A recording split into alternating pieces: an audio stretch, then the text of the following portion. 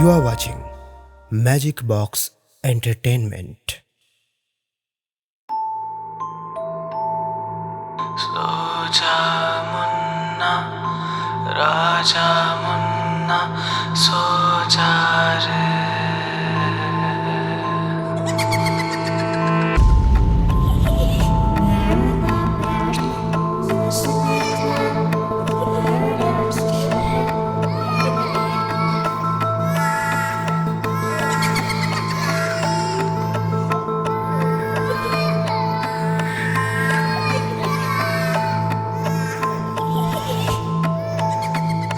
सोचा मुन्ना राजा मुन्ना सोचा रे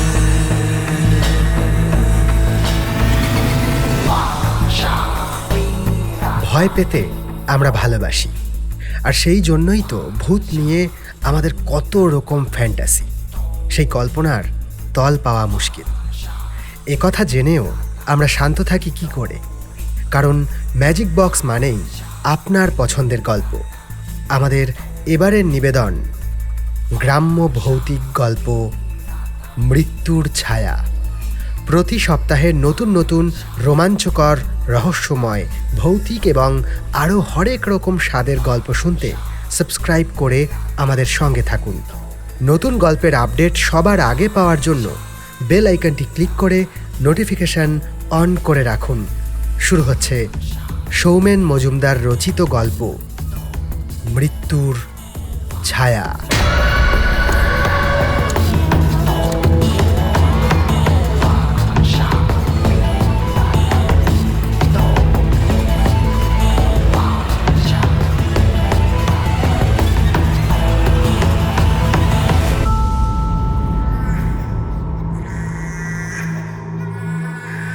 सोचा मुन्ना राजा मुन्ना सोचा रे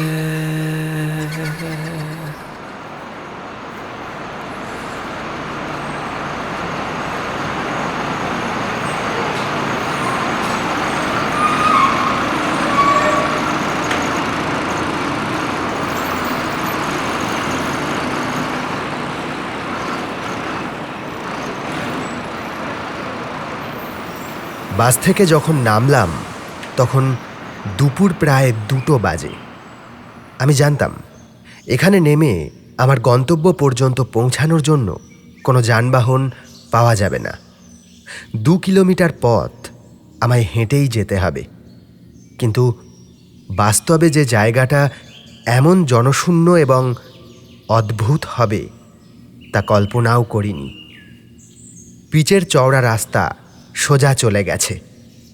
এই রাস্তা ধরেই স্টেট ট্রান্সপোর্টের বাসগুলো যায়। যেখানে আমি নেমেছি সেখানে রাস্তার পাশে একটা হলুদ রঙের বোর্ডে কালো রং দিয়ে জায়গাটার নাম লেখা। তার পাশ দিয়ে আড়াআড়ি একটা রাস্তার মতো চলে গেছে। রাস্তার মতো বললাম তার কারণ জানা না থাকলে ওটাকে রাস্তা বলে মনে করা কোনো মানুষের পক্ষে অসম্ভব।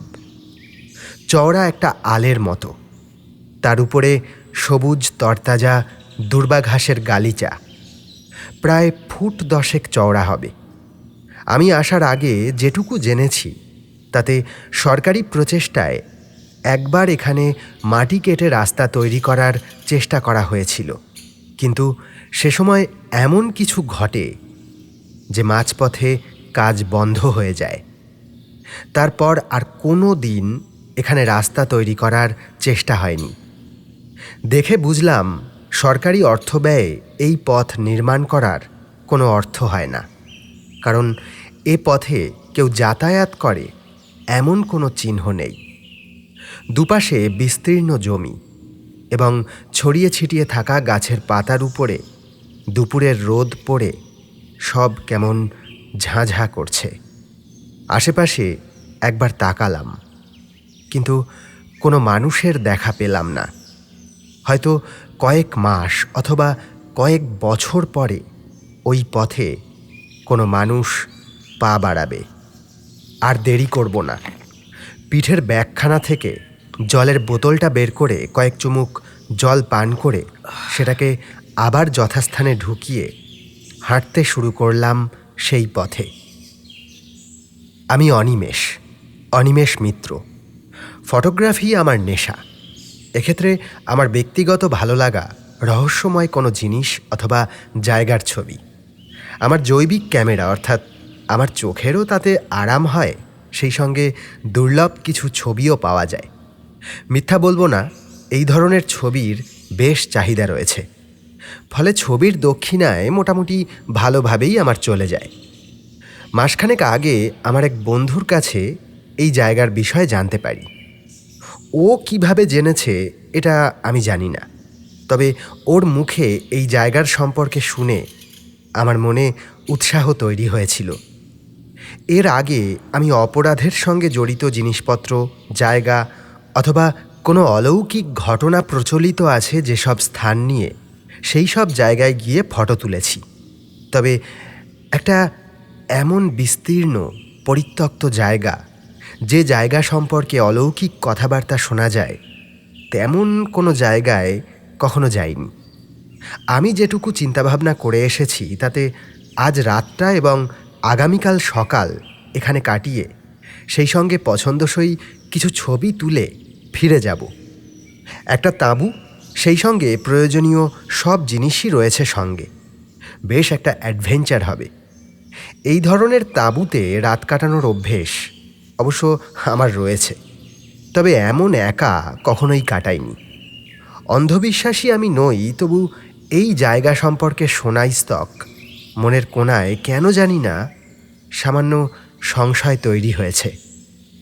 বন্ধুর কাছে যেমনটা জেনেছি তাতে এখানে কয়েকশো বছর আগে নাকি একটা জনপদ ছিল।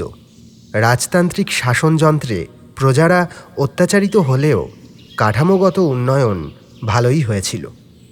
কিন্তু হঠাৎ করে বিদ্রোহী এক গোষ্ঠী আক্রমণ করে এই অঞ্চলের সব মানুষকে হত্যা করে এবং সমগ্র অঞ্চল দখল করে। যদিও সেই সময়ে এই অঞ্চল অনেক বড় ছিল, সময়ের স্রোতে কয়েক বর্গ কিলোমিটার মাত্র এখনও সেই পূর্বের অবস্থায় রয়েছে। বাকি অংশে হয় নতুন জনবসতি গড়ে উঠেছে, কিছু অংশ চাষের জমিতে পরিণত হয়েছে, আরও কিছুটা অংশে গাছপালা গজিয়ে উঠে বনাঞ্চলের রূপ নিয়েছে। তবে এই সমস্ত কিছুর মধ্যবর্তী অঞ্চলে এখনও জনমানবহীন পরিত্যক্ত হয়ে রয়েছে আমার গন্তব্য।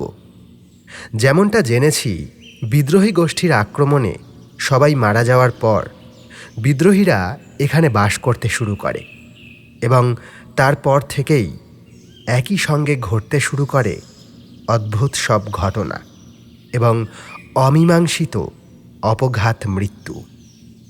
প্রথম দিকে বিদ্রোহী গোষ্ঠী ভেবেছিল অঞ্চল হাতছাড়া হয়ে যাওয়ার পর রাজার গুপ্ত ঘাতকরা বিদ্রোহীদের একে একে হত্যা করছে, কিন্তু এ কথা যে সম্পূর্ণ ভিত্তিহীন তা কিছুদিনের মধ্যেই স্পষ্ট হয়ে যায়। মৃত্যু ভয় তাদের এই অঞ্চল থেকে বিতাড়িত করে এবং তখন থেকেই এই সমগ্র অঞ্চল জনশূন্য পরিত্যক্ত হয়ে পড়ে আছে। এখনও নাকি জরাজীর্ণ সেই প্রাচীন মনুষ্য বসতির চিহ্ন ওখানে রয়েছে। এখনও ওখানে গেলে অদ্ভুত সব শব্দ এবং অতিলৌকিক অনুভূতি হয়। বন্ধুর কাছে এসব শুনে আমার মনে একটা ছবি তৈরি হয়েছে, আর সেই জন্যই সেই দৃশ্য চাক্ষুষ করার আশায় এমন অভিযানে আসা। অভিযান কথাটাই বোধহয় এখানে খাটে। মনের মধ্যে ওই সামান্য সংশয় নিয়েই ঘাসের উপর দিয়ে হেঁটে যাচ্ছিলাম। আশেপাশের পরিবেশ অবশ্য মনের মাঝে ভয় সৃষ্টি না করে বেশ একটা ফুরফুরে অনুভূতি সৃষ্টি করে। দুপুরের ঝাঁঝা রোদে বিস্তীর্ণ সবুজের সমারোহ, আকাশের নীল আর ভূপৃষ্ঠের সবুজ ছাড়া যেন আর কোনো রং চোখে পড়ে না। নানা চেনা অচেনা গাছপালার ডালে পাখিরা বসে নিজের খেয়ালে ডেকে চলেছে। প্রকৃতি যেন এক মধুর সুর গুনগুন করছে। প্রায় 2 কিলোমিটার পথ ধরে এমন দৃশ্যই আমার চোখে পড়ল। অবশেষে এক সময় আশেপাশের দৃশ্য বদলাতে শুরু করল। নোনা ধরা ইঁট এবং তার ফাঁকে ঝরে পড়া সুরকির দেওয়াল চোখে পড়ল। তবে আশ্চর্যজনক যে বিষয়টা তা হলো, আসার পথে যে সবুজের সমারোহ চোখে পড়ছিল তা যেন এখানে এসে কোনো এক অদৃশ্য মায়াবলে নিশ্চিহ্ন হয়েছে। এখানে কয়েকশো বছর ধরে মানুষের বসবাস নেই, তবুও বন জঙ্গলে ভরে ওঠেনি জায়গাটা। যেন মরুভূমির মাঝে সভ্যতার ধ্বংসস্তূপ। বাড়ির ছাদগুলো ভেঙে পড়েছে, কিছু বাড়ির দেওয়ালটুকুও অবশিষ্ট নেই, শুধুমাত্র ভিতখানা স্তূপের মতো হয়ে আছে। কেমন যেন মৃত্যুর থমথমে অভিব্যক্তি প্রকাশ পাচ্ছে সব দিকে। এখানে আসতে আসতেই ক্যামেরাখানা বের করেছিলাম, দু একটা ছবি তুলেছি। এমন পরিত্যক্ত ধ্বংসস্তূপের মাঝে দাঁড়িয়ে পরপর কয়েকটা ছবি তুললাম। কেমন যেন অস্বস্তি হচ্ছে মনে। কোথাও জনপ্রাণীর চিহ্ন নেই, তবু মনে হচ্ছে অদৃশ্য কেউ আমাকে অনুসরণ করছে, যেন নিশ্চুপে অপেক্ষা করছে সঠিক সময়ের। কয়েকবার আশেপাশে তাকিয়ে দেখলাম কেউ কোথাও আছে কিনা, কিন্তু কিছুই চোখে পড়ল না। এরপর হাঁটতে হাঁটতে যে জরাজীর্ণ ইমারতের সামনে এসে দাঁড়ালাম, সেটাকে দেখে কোনো মন্দির বলে মনে হলো। উঁকি দিয়ে দেখলাম কোনো দেবমূর্তি ওখানে আছে কিনা। না, বেদি সম্পূর্ণ ফাঁকা। একটা আশঙ্কা ছিল তাঁবুটা কোথায় খাটাবো তা নিয়ে। পরিষ্কার পরিচ্ছন্ন জায়গা হলে ভালো হয়, কিন্তু এসে বুঝেছি সেই সমস্যা এখানে হবে না। চাইলেই যে কোনো জায়গায় তাঁবু খাটানো যেতে পারে। তবে তার আগে আরও কিছুটা ঘুরে দেখে আরও কিছু ছবি তুলব। অন্ধকার নামলে খুব বেশি ছবি তোলা সম্ভব হবে না। এমন সময় খড়খড় একটা শব্দ শুনে মন্দিরের দেওয়ালের একটা ফোঁকরে দৃষ্টি গেল। প্রথমটায় কিছু চোখে পড়ল না। তারপর দেখলাম একটা স্বাস্থ্যবান ইঁদুর সেখান থেকে উঁকি দিচ্ছে। এতক্ষণে এই প্রথম এখানে কোনো প্রাণের সন্ধান পেলাম। হতে পারে ইঁদুর, তবু ওটাকে দেখে মন খানিক আশ্বস্ত হলো। অন্তত এখানে দ্বিতীয় কোনো প্রাণী আছে। হাঁটতে হাঁটতে এবার যেখানে পৌঁছালাম সেখানে বেশ বড় একটা গর্তের মতো জায়গা। পাশে প্রায় মাটির সঙ্গে মিশে যাওয়া ঘাটের মতো অংশ দেখে আন্দাজ করলাম হয়তো ওখানে কোনো এক সময় জলাশয় ছিল। এখানে কি জলের নাব্যতা এতটাই কমে গেছে যে গোটা একখানা পুকুর এভাবে শুকিয়ে খটখট করছে? পাশে একটা ভগ্নপ্রায় দেওয়াল, সেই দেওয়ালের ছায়া পড়েছে মাটিতে। সেখানেই মোটামুটি পরিষ্কার পরিচ্ছন্ন একটা জায়গা দেখে বসে পড়লাম। এখন কিছু খেয়ে নেওয়া উচিত, আর দেরি করে লাভ নেই। ব্যাগ থেকে শুকনো খাবার বের করে খাবার পর কয়েক চুমুক জল খেয়ে কিছুক্ষণ জিরিয়ে নেওয়ার জন্য ওখানেই চুপচাপ বসে রইলাম। নির্জনতা আর এই শুষ্ক ভাব ছাড়া আর কোনো অস্বাভাবিক কিছু এখনো পর্যন্ত চোখে পড়েনি। তবে এ যাবৎ এমন অদ্ভুত কোনো জায়গায় যাওয়ার সৌভাগ্য কিংবা দুর্ভাগ্য কোনোটাই আমার হয়নি। এতখানি হেঁটে এসেছি, এখানে পৌঁছানোর পর আরও বেশ খানিকক্ষণ হেঁটেছি, ফলে শরীর একটু ক্লান্ত লাগছিল। বাঙালির শরীর দুপুর হলেই গড়াগড়ি খেতে চায়। ওখানে ছায়ায় বসে আমার চোখ দুখানা কেমন জুড়িয়ে আসছিল, কিন্তু এখন ঘুমালে চলবে না। উঠে পড়লাম। দিনের আলো থাকতে তাঁবুটাকে খাটিয়ে ব্যবস্থা করতে হবে। ঠিক করলাম সেই যে ভাঙা মন্দিরটা দেখেছি ওখানেই একটা জায়গায় তাঁবু খাটাবো। ব্যাগখানা তুলে নিয়ে সেই দিকে পা বাড়ালাম। জায়গা দেখে সমস্তটা গুছিয়ে ফেলতে বেশ অনেকখানি সময় লাগলো। যখন শেষ হলো তখন সন্ধ্যা হতে আর খুব বেশি হলে আধ ঘন্টা বাকি। ব্যবস্থা যখন সব হয়ে গেছে তখন আর চিন্তা কি। এখনও যেটুকু আলো আছে তাতে কিছু অন্যরকম ছবি তোলা যাবে। অতএব তাঁবুর ভিতরে বাকি জিনিসপত্র রেখে ক্যামেরাটা নিয়ে আশেপাশে ছবি তুলতে লাগলাম। ও, একটা কথা বলতে ভুলে গেছি, এখানে আশেপাশে বোধহয় মোবাইলের কোনো টাওয়ার নেই। মাঝে মাঝে সামান্য সিগন্যাল আসছে, তবে কল করা যাচ্ছে না। এক প্রকার অকেজো হয়েই ওটা পড়ে আছে পকেটে। ছবি তুলতে তুলতে একসময় চারপাশ অন্ধকার হয়ে এলো। আজ কি তিথি নক্ষত্র জানি না, তবে সন্ধ্যা হতে আকাশে দেখলাম গোল রূপোলি থালার মতো সুন্দর একখানা চাঁদ উঠেছে এবং সেই চাঁদের মায়াময় আলোয় এই পরিত্যক্ত প্রাচীন জনপদের ধ্বংসাবশেষ রহস্যময় হয়ে উঠেছে। যদিও সেই অর্থে এখনো পর্যন্ত এখানে কোনো অন্য প্রাণী নজরে পড়েনি, তবু সন্ধ্যার অন্ধকারে এভাবে বাইরে ঘুরে বেড়ানো উচিত নয়। সকালে দিনের আলো ফুটলে তখন দেখা যাবে। যদিও ইচ্ছা আছে রাতে আরেকবার বেরিয়ে কয়েকটা ছবি তোলার চেষ্টা করব। চাঁদের আলো বেশ জোরালো, ফলে সুন্দর কিছু ছবি আশা করি পাওয়া যাবে। তাঁবুর কাছে ফিরে এসে যখন ভিতরে ঢুকতে যাব, ঠিক সেই সময় অপ্রত্যাশিত একটা ঘটনা ঘটল। বাবু, এখানে কি করছেন? অন্ধকারের মাঝে এমন অদ্ভুত একটা কণ্ঠস্বর কানে আসতে রীতিমতো চমকে উঠলাম। পরক্ষণে বিস্মিত হলাম এই ভেবে, দিনের আলো থাকতে এখানে কোনো মানুষ আমার চোখে পড়েনি। তাহলে এই সন্ধ্যার অন্ধকারে ওই কণ্ঠস্বর কার? আমি খানিক ঝুঁকে সেই মুহূর্তে তাঁবুর ভিতরে ঢুকতে যাচ্ছিলাম। ঘুরে দাঁড়িয়ে যেদিক থেকে শব্দটা আমার কানে এসেছে সেদিকে তাকালাম। সন্ধ্যার অন্ধকারে চাঁদের আলোয় একটা ছায়ামূর্তি আমার চোখে পড়ল। উচ্চতা 5.5 ফুট মতো হবে। পরনে সম্ভবত একটা ফতুয়ার মতো কিছু, নিম্নাংশে সম্ভবত ধুতি।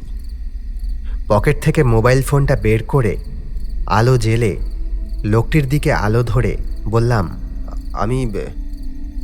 আমি এখানে ছবি তুলতে এসেছি, আপনি কে? মোবাইলের আলোতে লোকটার চেহারা আমার চোখে স্পষ্ট হয়ে উঠল। লোকটার গায়ের রং ফর্সাই বলা চলে, কেমন যেন ফ্যাকাশে বর্ণ। মাথার চুলগুলো উস্কো খুস্কো হয়ে আছে। চুলের পরিমাণ অত্যন্ত কম। মাথার তালু চুলের তলায় বেশ স্পষ্টভাবে দেখা যাচ্ছে। অন্ধকারে যেমনটা আন্দাজ করেছিলাম, লোকটির পরনে ধুতি আর ফতুয়া। চোখ দুখানা কেমন যেন বসে গেছে, যেন ওই দুখানা দীর্ঘদিনের অনিদ্রা অনিচ্ছা সত্ত্বেও সহ্য করছে। চোখের মণি দুখানা কেমন যেন পাথরের মতো, যেন জীবন্ত মানুষের নয়। এবার সেই আগন্তুক আমার প্রশ্নের উত্তরে বলল, আমি তো এখানেই থাকি, তবে আপনার এই পোড়া জায়গায় আসা উচিত হয়নি। কেন? এসেছেন যখন এখানে, নিশ্চয় কিছু না কিছু শুনেছেন। কি দরকার এসবের মাঝে আসার? আপনি আমার কথা বলছেন, কিন্তু আপনি তো বলছেন আপনি নিজেই এখানে থাকেন। তাহলে সবার আগে বিপদ হলে তো আপনারই হবে, তাই না? কেমন অদ্ভুতভাবে লোকটা হাসল। হাসি যেন সম্পূর্ণভাবে প্রকাশিত হলো না। তারপর বলল, ওরা আমার কিছু করতে পারবে না। ও আচ্ছা, তা এখানে আপনি থাকেন কোথায়? ঘুরে ঘুরে বেড়াই। এত বাড়ি রয়েছে, থাকলেই হলো কোনো একটাতে। লোকটিকে দেখার পর আমার মনে বেশ কৌতূহল জন্ম নিয়েছে, তবে একটা ভয় রয়েছে। চোর ছেঁচড় নয় তো? আমার ক্যামেরা মোবাইল নিয়ে যদি চম্পট দেয় তবেই বিপদে পড়ব। তবু আগ্রহ দমন করতে পারলাম না। বললাম, আপনার কথা শুনে মনে হচ্ছে যে আপনি এই জায়গা সম্পর্কে অনেক কিছু জানেন। আমারও তো এই অন্ধকারে আর কোনো কাজ নেই। আপনার যদি সময় থাকে তাহলে কিছু বলুন না। কি শুনবেন? এই জায়গার ইতিহাস, বা তারপরে এখন এখানে কি ঘটে সেই সম্বন্ধে আর কি। এ কথার উত্তরে প্রথমে সংক্ষিপ্তভাবে আমি যে ঘটনা জেনেছিলাম সেই ঘটনার কথাই লোকটি বলল। তবে পরবর্তী বর্ণনা ছিল অত্যন্ত ভয়ঙ্কর। গাঁয়ের লোকজনদের ওরা যেভাবে মেরেছিল তেমনটা কোনো মানুষরে মারতে পারে না। সামান্য দয়া মায়া যদি মানুষের মনে থাকে তবে তার পক্ষে তেমনটা করা সম্ভব না। মহিলা, বাচ্চা কাউকে ছাড়েনি ওই শয়তানের দল। জঙ্গলের উপরে মানুষ যেমন কাঁটারি চালায়, ঠিক তেমনভাবেই তলোয়ার চালিয়েছিল মানুষের উপরে। সে দৃশ্য যদি আপনি দেখতেন, বেঁচে থাকার ইচ্ছা আর থাকতো না আপনার। একটু আগে আপনি ওই যে পুকুরের কাছে গিয়েছিলেন, ওই পুকুরে সব শরীর এনে এনে ভাসিয়ে দিয়েছিল। পুকুরে আর জল ছিল না, ওখানে রক্তের পুকুর হয়ে গেছিল। আর তারপরেই ওই পুকুর চিরজীবনের মতো শুকিয়ে যায়। বৃষ্টি বন্যা যাই হোক, ওখানে জল জমে না। ওই পাপের অভিশাপে গা থেকে যেন জীবন হারায় গেছে। দেখছেন না, কোথাও কোনো লতা পাতা জন্মায় না। আর সেই অপঘাতে মারা যাওয়া মানুষের আত্মারা রাতের অন্ধকারে জেগে ওঠে। এই যে আমরা বসে রয়েছি, আমাদের আশেপাশেই ওরা রয়েছে। দিনের বেলায় তো পুকুরখানাকে দেখেছেন, রাতের বেলায় ওটা পুরো বদলে যায়। খবরদার ওদিকে যাবেন না। আমি যে একটু আগে ওই পুকুরের কাছে গিয়েছিলাম সে কথা এই লোকটি জানল কি করে?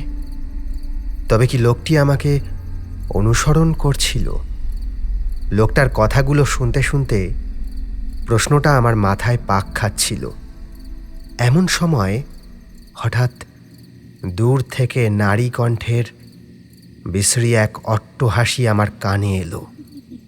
স্বাভাবিক প্রতিক্রিয়ায় শব্দ যেদিক থেকে এসেছে সেদিকে ঘাড় ঘোরালাম।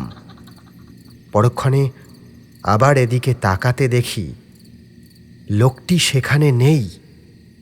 কিন্তু এইমাত্র তো লোকটি আমার পাশে বসে আমাকে কথাগুলো বলছিল। মুহূর্তের মধ্যে কোথায় গেল? চলে যাওয়ার কোনো শব্দও তো আমি পাইনি। হতভম্ব হয়ে সেখান থেকে উঠে পড়লাম। আর অপেক্ষা না করে সোজা ঢুকে পড়লাম তাঁবুর ভিতরে। ছোট একটা চার্জার ল্যাম্প সঙ্গে আছে, সেখানে জ্বালিয়ে ভেতরটা গুছিয়ে নিয়ে টানটান হয়ে শুয়ে পড়লাম। আলোটা বন্ধ করলাম। সারাদিনের পথশ্রম, পৌঁছানোর পর ঘোরাঘুরি, এসবের ফলে শরীর বেশ ক্লান্ত ছিল। নিশ্চুপ এই অন্ধকারে শুয়ে পড়ার কিছুক্ষণের মধ্যেই ঘুমে চোখ জড়িয়ে এলো। কতক্ষণ শুয়েছিলাম জানি না। হঠাৎ মনে হলো তাঁবুর বাইরে কেউ এসে উপস্থিত হয়েছে। সে যেন ধীর পদক্ষেপে তাঁবুর চারপাশে ঘুরে বেড়াচ্ছে। বেশ অনেকক্ষণ ধরে সে একইভাবে প্রদক্ষিণ করল। তারপর মৃদু খসখস শব্দ পেলাম।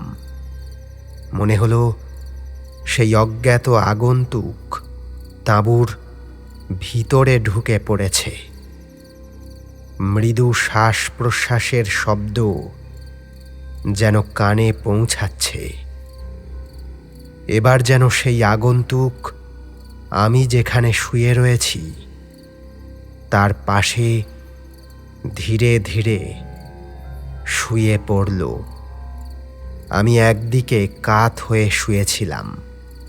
মনে হলো আমার পাশে, আমার মুখের সামনে আগন্তুকের মুখখানা, তার শীতল নিঃশ্বাস আমার চোখে মুখে এসে লাগছে।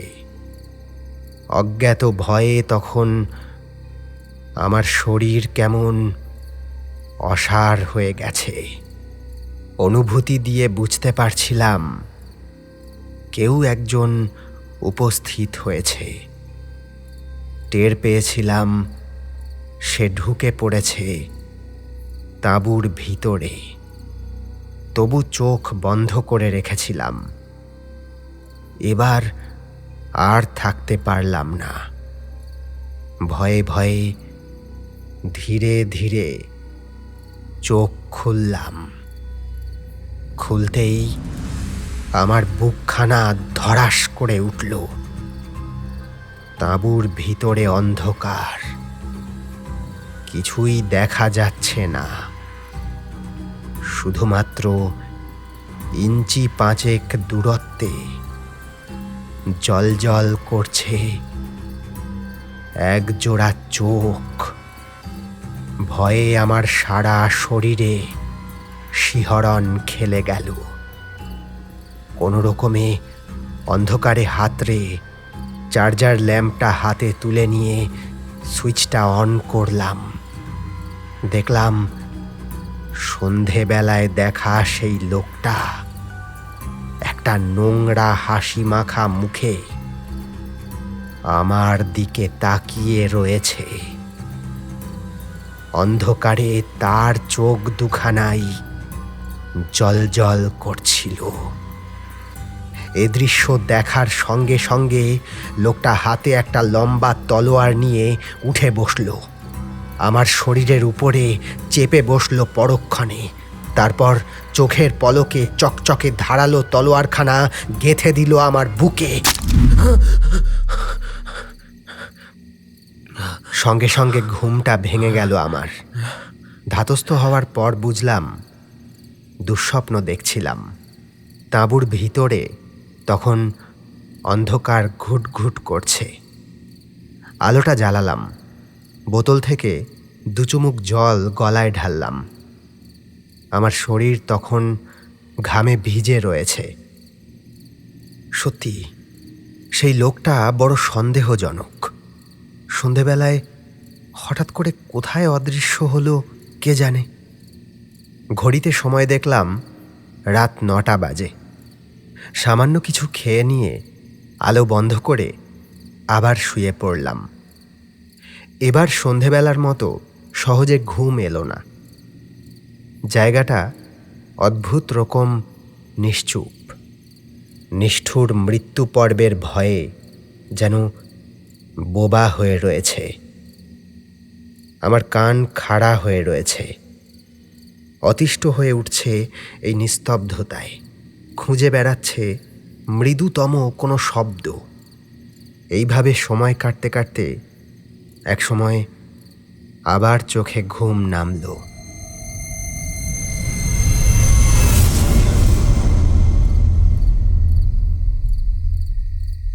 বাবু, তাঁবুর বাইরে থেকে পরিচিত কণ্ঠস্বর শুনতে পেয়ে আমার ঘুম ভাঙল। সন্ধ্যায় যে লোকটির সঙ্গে কথা বলেছিলাম তার কণ্ঠস্বর তখন হঠাৎ করেই অদৃশ্য হয়েছিল। এখন আবার কি মতলবে উপস্থিত হয়েছে? মনে সন্দেহ হলো। কি ব্যাপার বলা যায় না। যদি কোনো বদ মতলব থাকে। ব্যাগে একটা ছুরি আছে আমার, সেটাকে ভাঁজ করা যায়। ওটাই পকেটে ঢুকিয়ে নিলাম। বাইরে থেকে উত্তর এলো, আপনারে একটা জিনিস দেখাবো, তাই রাতের বেলায় এসেছি। দেখবেন? কি জিনিস? সে কথা তো বলে বোঝাতে পারবো না, আপনারে নিজে গিয়ে দেখতে হবে। তবে এমন কিছু আপনি কোনো দিন দেখেননি তা বলতে পারি। মাঝরাতে এমন হঠাৎ করে ঘুম ভেঙে যাওয়ার ফলে অস্বস্তি হচ্ছিল ঠিকই, কিন্তু লোকটার কথায় মনে কেমন দুর্দমনীয় আগ্রহ অনুভব করছিলাম কি দেখাতে চায় লোকটি। চটজলদি একটা কথা মাথায় এলো, আমার কাছে যেসব জিনিস রয়েছে সেগুলো এখানে ফেলে রেখে যাওয়া মোটেই উচিত হবে না। তাঁবুটা যেমন আছে থাকবে, শুধু দামি প্রয়োজনীয় জিনিসপত্রগুলো ব্যাগে ঢুকিয়ে পিঠে নিলাম। তারপর বেরিয়ে এলাম বাইরে। তখন আপনি হঠাৎ করে কোথায় চলে গেলেন? এই কথার কোনো উত্তর না দিয়ে প্রচ্ছন্ন একটা হাসি হেসে লোকটি বলল, চলুন চলুন আমার সঙ্গে। রাতের নিশ্চুপ অন্ধকারে পরিত্যক্ত জনপদের ধ্বংসাবশেষের মাঝে এক অপরিচিত ব্যক্তির সঙ্গে হাঁটতে লাগলাম। কিছুটা চলার পরেই আন্দাজ করলাম সম্ভবত আমরা হাঁটতে হাঁটতে সেই শুকনো পুকুরের দিকে চলেছি। সংসারে বাবু জীবন সবচেয়ে সস্তা। কিন্তু আপনি কখনো ভেবেছেন প্রত্যেকটা জীবনের সঙ্গে কত আশা, কত স্বপ্ন জড়ায় থাকে।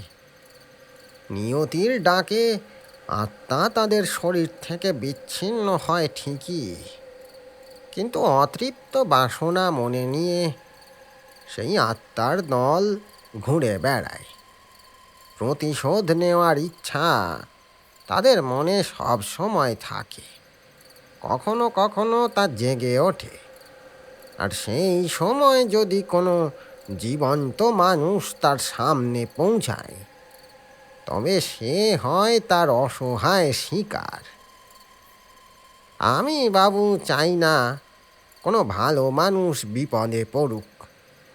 সেই জন্যই আপনাকে এখানে দেখে প্রশ্ন করেছিলাম, কিন্তু পরে ভেবে দেখলাম চোখ আর কানের ঝামেলা না মিটলে মানুষ সবটা বুঝতে পারে না। পাপ তো আমাদের প্রত্যেকের জীবনেই কম বেশি থাকে, সেসব এক পাশে রেখেই ভালো মন্দের বিচার করতে হয়। আমাকে কথাগুলো বলছেন কেন? বলছি এই কারণেই, এরপর আপনি যেন বিপদ জেনেও আর এভাবে ঝাঁপিয়ে পড়বেন না। এসব ছেলে খেলা নয়। এসব কথা বলতে বলতেই আমরা এসে উপস্থিত হলাম সেই শুকনো পুকুরের সামনে। চলে এসেছি, সামনে আপনারই যেতে হবে। যান, ওই ঘাট বেয়ে সোজা চলে যান পুকুরের মাঝখানে। এখন অনুভব করতে পারি সেই মুহূর্তে আমার মধ্যে কেমন একটা ঘোরাচ্ছন্ন ভাব সৃষ্টি হয়েছিল। যুক্তি, বুদ্ধি এসব যেন সাময়িক বিরতি নিয়ে কোথায় হারিয়ে গেছিল। চাঁদ তখন নিস্তব্ধ রাত্রির আকাশ আলোকিত করে রেখেছে। সামান্যতম শব্দ কানে পৌঁছাচ্ছে না, যেন জীবিত সমস্ত কিছু দারুণ ভয়ে আত্মগোপন করে রয়েছে। দ্বিতীয় কোনো প্রশ্ন না করে ধীর পদক্ষেপে জরাজীর্ণ ভাঙাচোরা ঘাট বেয়ে আমি এগিয়ে চললাম। সে আমার অবচেতন মনের কল্পনা নাকি বাস্তব আমি জানি না। চাঁদের সেই উজ্জ্বল রূপলি ভাব কেমন ম্লান হতে লাগলো আমার পদক্ষেপের সঙ্গে তাল মিলিয়ে। ঈষৎ রক্তাভ আভা রাতের রূপলি রূপসীর মুখ ঢেকে ফেলল। আমি গিয়ে দাঁড়ালাম ঠিক শুকনো পুকুরটার মাঝখানে। মনে হলো গ্যালারি সমেত একটা বড় মাঠে এসে উপস্থিত হয়েছি। সেই লোকটা আমার সঙ্গে আসেনি। যেখানে দাঁড়িয়েছিল সেদিকে তাকিয়ে কিছুই চোখে পড়ল না। হয়তো চলে গেছে, অথবা আমার দৃষ্টির আড়ালে কোথাও অপেক্ষা করছে। ঠিক এমন সময় আমার কানে এসে পৌঁছালো অসংখ্য মানুষের চাপা কোলাহল, যেন অবরুদ্ধ কোনো কক্ষে হাজার হাজার মানুষ চিৎকার করছে। দূরে ওই যে পুকুরের ঢালু পাড় দেখা যাচ্ছে, ওখানে আবছা অন্ধকার। সেই অন্ধকারের মাঝে সামান্য নড়াচড়া দেখতে পেলাম। কানে তখনও এসে পৌঁছাচ্ছে সেই অবরুদ্ধ কোলাহল। লোকটা আমাকে এখানে নিয়ে এলো কেন কে জানে। কোনো অপরাজেয় বিপদ এখানে আমার জন্য অপেক্ষা করে নেই তো? মনের মাঝে আশঙ্কার মেঘ যেন গুরু গুরু শব্দে গর্জন করতে লাগল। অন্ধকারে মিশে থাকা সেই মৃদু নড়াচড়া এবার ধীরে ধীরে আমার চোখে স্পষ্ট হতে লাগল, রক্তাভ আভায় জড়ানো চাঁদের আলোয়। এমন সময় আবার আমার কানে ভেসে এলো সেই অট্টহাসি, যা আমি সন্ধ্যার অন্ধকারে তাঁবুর সামনে বসে ওই লোকটার সঙ্গে কথা বলার সময় শুনেছিলাম। নিজের হৃদস্পন্দনের দ্রুত শব্দ স্পষ্টভাবে শুনতে পাচ্ছি। এরপরে যে দৃশ্য আমার চোখে পড়ল, তার চেয়ে ভয়ঙ্কর কিছু আমি গোটা জীবনে দেখিনি। যত দিন বেঁচে থাকব হয়তো এমন দৃশ্য আর কখনো দেখব না। পুকুর পাড়ের সেই অন্ধকার ঢাল থেকে এবার দেখতে পেলাম অসংখ্য অবয়ব একরকম হামাগুড়ি দিতে দিতে আমার দিকে অগ্রসর হচ্ছে। অন্ধকারে স্পষ্ট নয়, তবু মনে হলো তীব্র যন্ত্রণায় কাতরাতে কাতরাতে বহু কষ্টে তারা এগিয়ে আসছে। এই সময় হঠাৎ পায়ে ভেজা ভেজা অনুভূতি হওয়ায় সেদিকে চোখ গেল। জুতো জোড়া তাঁবুতেই খুলে রেখেছি। এখন পায়ে একজোড়া সাধারণ চপ্পল, এবং সেই চপ্পল সহ আমার পায়ের পাতা ভিজে উঠেছে চটচটে তরলে। সে তরল জল নয়। মৃদু আলোয় তার রং দেখে মনে হলো টকটকে তাজা রক্ত। এমনকি সেই তরল যেন সামান্য উষ্ণ, সদ্য শরীর থেকে নিঃসৃত তাজা রক্ত। ইতিমধ্যে সেই ছায়ামূর্তির দল অনেকখানি এগিয়ে এসেছে। ধীরে ধীরে স্পষ্ট হয়ে উঠছে তাদের অবয়ব আমার চোখে। ওই যে ওই মানুষটার একটা হাত নেই, পিঠের উপরে একটা তলোয়ার গেঁথে রয়েছে। বহু কষ্টে কোনো রকমে সে এগিয়ে আসছে আমার দিকে। এদিকে আরেকজনের শরীরের নিচের অংশ নেই, পেটের কাছ থেকে শুধু শরীরের উপরের অংশ রয়েছে, আর সেই কাটা অংশ থেকে বেরিয়ে পড়েছে নাড়ি ভুঁড়ি। ওই একজনের ঠিক চোখের মণির উপরে একটা ছুরি আমূল বসে রয়েছে, আর সেই ক্ষত থেকে এখনো গলগল করে রক্ত বেরোচ্ছে। চোখ গেল আরেকজনের দিকে। সেই অবয়বের শুধুমাত্র শরীরখানা রয়েছে, কিন্তু তার কাঁধের উপরে মাথাটা নেই। সেখান থেকে শিরা, উপশিরা, কণ্ঠনালী কিছুটা বাইরে বেরিয়ে এসেছে। উফ, কি অসহনীয় সে দৃশ্য! এদিকে যে চটচটে তরল আমার পায়ের পাতা ভিজিয়েছিল তা এখন বৃদ্ধি পেতে পেতে প্রায় ফুটখানেক উঁচু হয়ে উঠেছে। সে তরলের উষ্ণতা আমি অনুভব করতে পারছি। একটি শিশুর মাথা শুদ্ধ এক পাশের হাত আড়াআড়িভাবে নেই।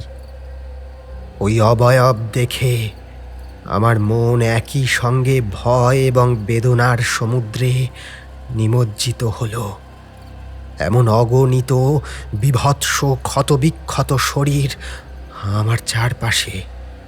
আমি স্বপ্ন দেখছি না তো, নিজের গালে নিজেই একটা থাপ্পড় মারলাম। চিমটি কাটলাম শরীরে, তবু ঘুম ভাঙল না। এ স্বপ্ন নয়, কঠিন নিষ্ঠুর বাস্তব। এই পরিত্যক্ত জনপদ, এই অসংখ্য মানুষের মৃত্যুর অভিশাপে অভিশপ্ত। ক্ষতবিক্ষত অবয়বগুলো এখন আমার পায়ের চারপাশে পাক খাচ্ছে। তাদের শরীরে রক্ত মাখা। সেই রক্তের চটচটে ভাব আমি অনুভব করতে পারছি। অনুভব করতে পারছি রক্তে ভরা এই পুকুরের রক্তস্তর আমার কোমর পর্যন্ত পৌঁছেছে। এই অসংখ্য অলৌকিক চলমান ক্ষতবিক্ষত শরীরের পাহাড় পার করার ক্ষমতা আমার নেই। নিজের শরীরটাকে উপরে তোলার চেষ্টা করলাম। যত দ্রুত রক্তে ভরে উঠছে পুকুর, তাতে উপরে না উঠলে আমি নিজেই ডুবে যাব। অতএব হাতড়ে কিছুটা উপরে উঠলাম। অনুভব করলাম উষ্ণ তরলের নিচে আমার পায়ের তলায় অসংখ্য শরীর কিলবিল করছে। ভয়ানকতম দুঃস্বপ্নের চেয়েও এই পরিস্থিতি বেশি ভয়ঙ্কর। নজর গেল আবার সেই চাঁদের দিকে। চাঁদের রং যেন এখন টকটকে লাল হয়ে উঠেছে। আকাশে যেন চাঁদ নয়, কোনো বিভৎস দানবের রক্তাক্ত চোখের মণি উজ্জ্বল হয়ে আছে। নিষ্ঠুর আত্মতৃপ্তিতে তাকিয়ে আছে এই ক্ষতবিক্ষত শরীরের ভিড়ের দিকে। তাকিয়ে আছে আমার দিকে। আমার ক্ষমতা নেই এই ভিড় ঠেলে পার পর্যন্ত পৌঁছানোর। কোনো সুস্থ মানুষের পক্ষে এ দৃশ্য সহ্য করা অসম্ভব। হৃদয় যেন অসাড় হয়ে পড়েছে আমার। কর্তব্য জ্ঞান হারিয়ে ফেলেছে। শরীরেও সেই বল নেই যে চেষ্টা করব। তবে কি সেই নিষ্ঠুর বিদ্রোহী দলের প্রাণঘাতী আক্রমণে মৃত মানুষদের ভিড়ে আমিও হারিয়ে যাব? চিন্তা আমার অসাড় হয়ে আসছে। সমস্ত পুকুর ভরে উঠেছে ক্ষতবিক্ষত মানব অবয়বে। তাদের শরীরে বাঁচার আকাঙ্ক্ষা, প্রাণ ভিক্ষার তীব্র আর্তি স্পষ্ট। সত্যি, বোধহয় মানুষের চেয়ে নিষ্ঠুরতম কিছু এ পৃথিবীতে সৃষ্টি হয়নি। একমাত্র মানুষই পারে অকারণে মানুষকে এমন নিষ্ঠুরভাবে হত্যা করতে। প্রাথমিক ভয়ের যে ভাব ছিল, ক্রমাগত ভয়ঙ্কর দৃশ্য দেখতে দেখতে তা কেমন যেন এক জায়গায় স্থির হয়ে গেছে। প্রতিক্রিয়াহীন হয়ে পড়েছি আমি। ততক্ষণে সেই উষ্ণ তরল আমার গলা পর্যন্ত পৌঁছেছে। আমি চোখের সামনে ভাসমান অবস্থায় দেখতে পাচ্ছি শরীরহীন মুন্ডু, কাটা হাত পা, শরীরের বিভিন্ন অংশ। ধীরে ধীরে সব কিছু যেন ঝাপসা হয়ে আসছে আমার চোখে। আমি ডুবে যাচ্ছি উষ্ণ চটচটে তরলে। এরপর সব কিছু অন্ধকার। নিশ্ছিদ্র অন্ধকারে ছেয়ে গেল আমার চেতনা।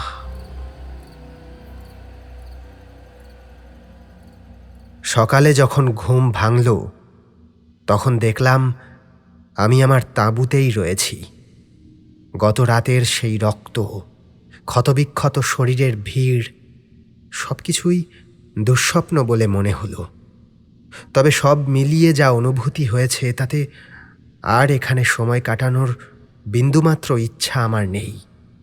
জীবনে ছবি তোলার অসংখ্য সুযোগ পাব যদি বেঁচে থাকি। মৃত্যুর ছায়া যেখানে অনন্তকাল ধরে বাসা বেঁধে রয়েছে, সেখানে থেকে নিজের জীবনকে বিপন্ন করতে চাই না। তাড়াতাড়ি সব কিছু গোছাতে লাগলাম। আমি নিশ্চিত ওইসব দৃশ্য আমি স্বপ্নে দেখেছি, নেহাত বন্ধ চোখে অবচেতন মনের কল্পনা মাত্র।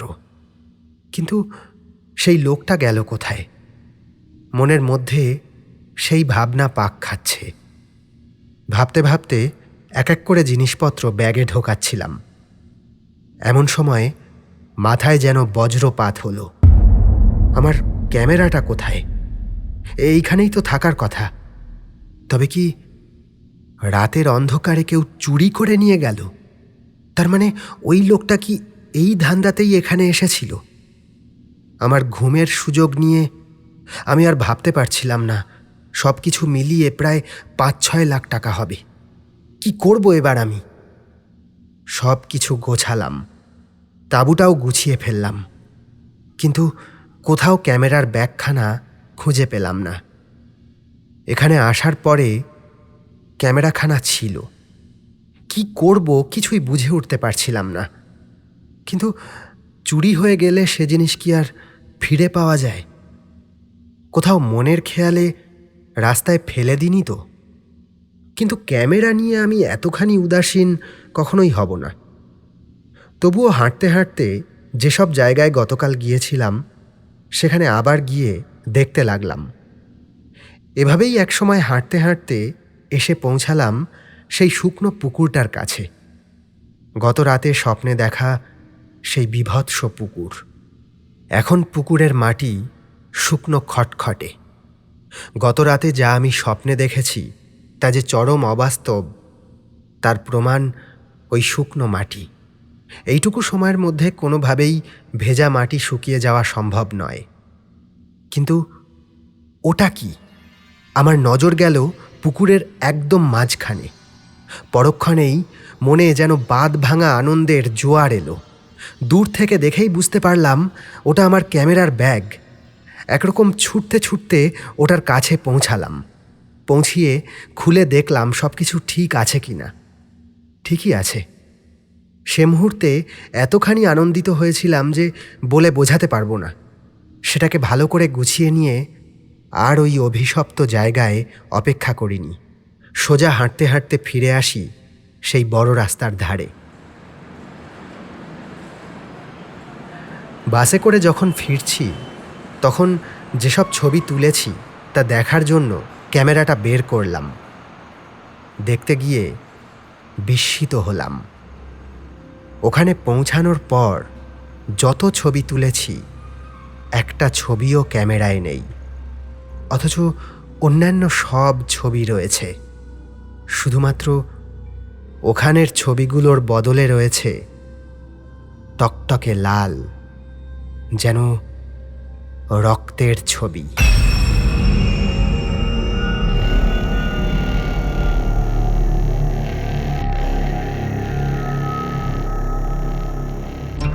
শুনছিলেন সৌমেন মজুমদার রচিত গল্প মৃত্যুর ছায়া। আপনাদের সঙ্গে ছিলাম আমি সৌমেন। গল্পটি কেমন লাগলো অবশ্যই জানান কমেন্ট বক্সে। ভালো লাগলে লাইক এবং শেয়ার করুন। প্রতি সপ্তাহের নতুন নতুন গল্প শুনতে সাবস্ক্রাইব করুন আমাদের চ্যানেল। নতুন গল্পের আপডেট পাওয়ার জন্য বেল আইকনটি ক্লিক করে নোটিফিকেশান অন করে রাখতে ভুলবেন না।